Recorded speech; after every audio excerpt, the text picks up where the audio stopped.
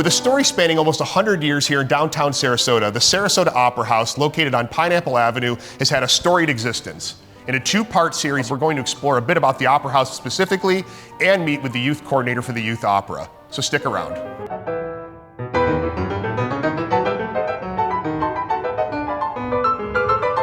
So Richard, we are here in the Opera House. When did this project start and who pioneered it? So the Opera House was built by a man named A.B. Edwards. A.B. Edwards was the first mayor of the incorporated city of Sarasota. He was a real estate person, and he built the Opera House in 1926, and it was really designed to be an attraction, a reason for people to move to Sarasota. So the Opera House has certainly had many forms throughout the years. Tell me a little bit about where it came from and where we are today. Sure, well, it started as a mixed-use venue, as a theater, movies, live performances, and it was that for a lot of its history up until the 1960s. In the 1960s, it became just a movie house, and then was closed by the early part of the 1970s, which is really when downtown was really suffering. The opera company, which started at the Ringling Museum, bought the building in 1979 and renovated it and opened it again in 1984. And then in 2007, we renovated the entire building, a gut renovation. We brought this wonderful atrium, and then we renovated the inside of the theater to the beauty that it looks now. So why don't we go and look at it? Absolutely. So Richard, the Opera House certainly hosts operas, but many other events throughout the year. Can you give me an idea as to what types of things that people can find here? Sure, well, almost from the beginning, this has been a community space. So there have been lots of activities that have happened in the Opera House. Now, of course, we do our season here, and Martha's going to talk a little bit about that with you. But we also host other performing arts organizations, the Sarasota Ballet, the Sarasota Orchestra, La Musica, and we have other community organizations that are here as well. And we also have community groups. We host high school graduations, and we even do weddings. And I think I was even here for the wine event that was here a few months ago. Yeah, well, that's a fundraiser for us, our Food and Wine Festival, which we do every September, where we bring local restaurants and places that bring in food and wine. And it's a great open event for people to experience the Opera House in a different light and be on stage and throughout the building. It was a blast. My family and I enjoyed it quite a bit. I'm glad to hear that. So Richard, the Opera House certainly has an economic impact here locally as well. Maybe you can speak to that a bit for us. Well, you know, the arts and culture sector in Sarasota is one of the largest employers. And the Sarasota Opera brings in visitors from around the country and around the world, actually. We have representation from about 41 countries every year. We have almost all of the states. We have lots of people who come to Sarasota just for the opera, but also one of the important parts of our arts and culture community, and a lot of people who told me this, that they have moved to Sarasota because of the arts and culture, and specifically because of the opera. I have people who tell me that all the time, and it's not, you know, I made a joke once at a Visit Sarasota County event.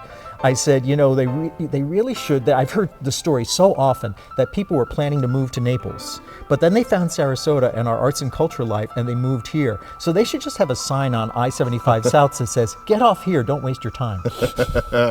Awesome. Richard, thank you so much for your time today. I appreciate it. Thank you.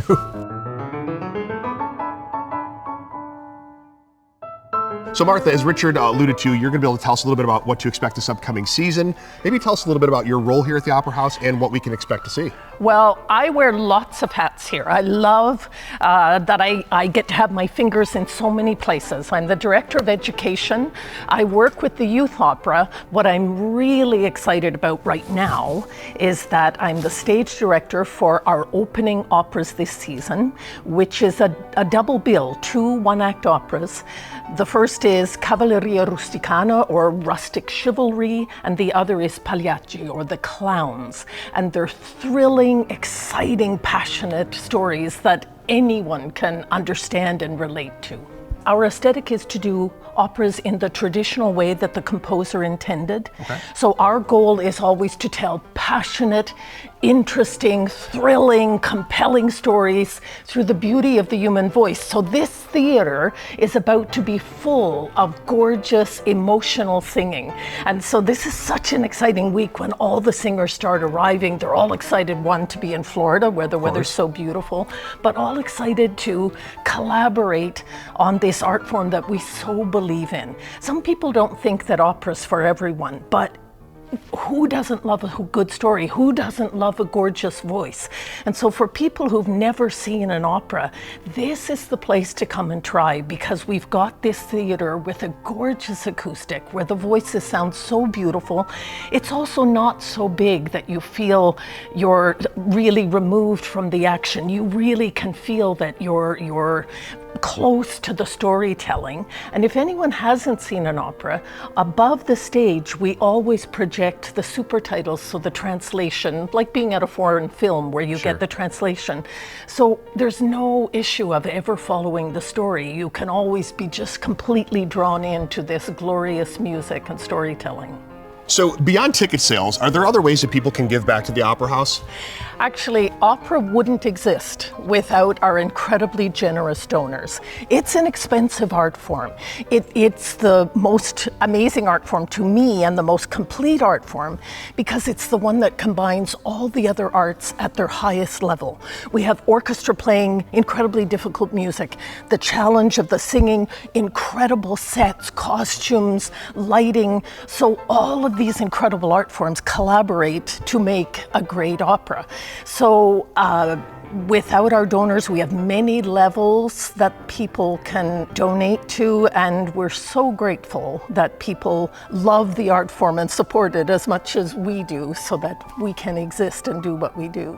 Beyond financially giving to the Opera House, are there any volunteer opportunities throughout the year? We love and we need our volunteers. Our volunteers are incredible. They are ushers. We have volunteers who work in the costume department. Our costumes are gorgeous, but there's so many details that need to be added or created or adjusted for each season.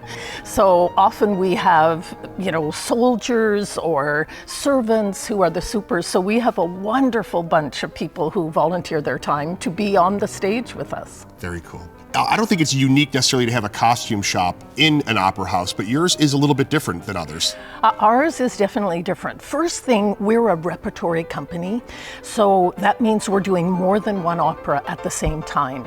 And so we may have hundreds and hundreds of costumes necessary for a season, with the supers, the chorus, the principals. Sometimes the chorus alone may change costumes 4 times in the run of an opera. So we have costume shop on hand. We have wonderful staff that first fit the costumes, but then keep them in shape for the whole run of our 2-month season. But what makes us even more unique is that we bought Malabar's costumes collection. So Malabar was a company in Toronto that had this huge collection and was the main rental company for North America for opera companies. So when the man who ran that was getting to a point of wanting to let it go, but he didn't want his legacy lost. So he gave us an incredible deal on 35,000 costumes. So we have an amazing warehouse of an astonishing array of costumes. And so now we are renting costumes to other companies all throughout North America. Our costumes have been featured in an HBO series, an IKEA commercial. So it's wonderful that his legacy didn't get lost, but it's also now a wonderful testament to us to maintain this incredible collection and have it be used throughout North America. And Martha, before we let you go, what can we expect to see this coming season here at the Opera House? Fantastic opera, but also fantastic variety. The powers that be here always try to make sure that our audience is getting a lot of different styles of opera, so that there's something for everybody. So we start out, as I said, with our double bill of Cavalleria Rusticana and Pagliacci. Then we go to Barbara Seville, a wonderful, effervescent, melodic comedy. And then we go to Marriage of Figaro, which is truly one of the most perfect operas ever written, Mozart at his genius best. And we finish with a little-known Verdi opera, which absolutely deserves to be known. The reason it wasn't popular in its day is because the story tells the story is of a woman who has had an affair, but her husband forgives her. So in Italian culture at the time, they couldn't accept that a woman would be forgiven for having had an affair.